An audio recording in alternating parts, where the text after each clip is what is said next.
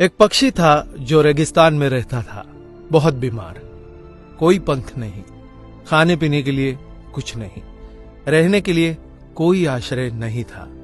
एक दिन एक कबूतर उधर से गुजर रहा था। उस बीमार और दुखी पक्षी ने कबूतर को रोका और पूछा, तुम कहाँ जा रहे हो? उसने उत्तर दिया, मैं स्वर्ग जा रहा हूं। बीमार पक्षी ने कहा, कृपया मेरे लिए पता करें, मेरी पीड़ा कब तक समाप्त हो जाएगी? कबूतर ने कहा, निश्चित ही मैं पता करूंगा।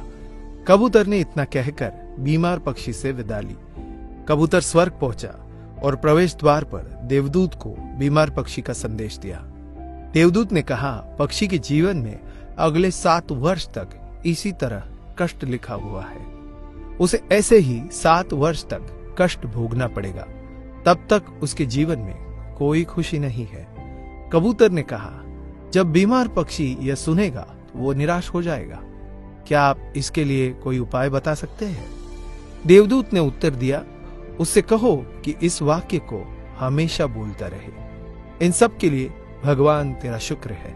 वापसी पर जब वह बीमार पक्षी कबूतर से फिर मिला तो कबूतर ने उस स्वर्ग दूत का संदेश दिया। 7-8 दिनों के बाद कबूतर जब फिर उधर से गुजर रहा था तब उसने देखा कि पक्षी बहुत खुश था। उसके शरीर पर पंख उगाए थे।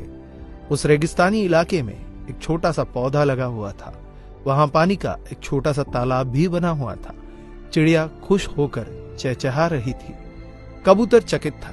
देवदूत ने कहा था कि अगले 7 वर्षों तक पक्षी के लिए कोई खुशी नहीं होगी।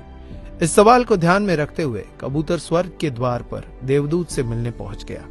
कबूतर ने देवदूत से अपने मन में उठते हुए सवाल को समाधान करने के लिए पूछा तो देवदूत ने उत्तर दिया, हाँ, यह सच है कि पक्षी की जिंदगी में 7 साल तक कोई खुशी नहीं लिखी थी, लेकिन क्योंकि पक्षी हर स्थिति में इन सब के लिए भगवान तेरा शुक्र है बोल रहा था और भगवान का शुक्र कर रहा था, इस कारण उसका जीवन बदल गया। जब पक्षी गर्म रेत पर गिर गया तो उसने कहा, इन सब के लिए भगवान तेरा लाख लाख शुक्र है। जब यह उड़ नहीं सकता था तो उसने कहा, इन सब के लिए भगवान तेरा लाख लाख शुक्र है। तब उसे प्यास लगी और आसपास पानी नहीं था तो उसने कहा, इन सब के लिए भगवान तेरा शुक्र है। जो भी स्थिति हो, पक्षी दोहराता रहा, इन सब के लिए भगवान तेरा शुक्र है।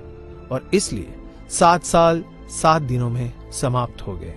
जब मैंने यह कहानी सुनी तो मैंने अपने जीवन को महसूस करने, सोचने, स्वीकार करने और देखने के तरीके में एक जबरदस्त बदलाव महसूस किया।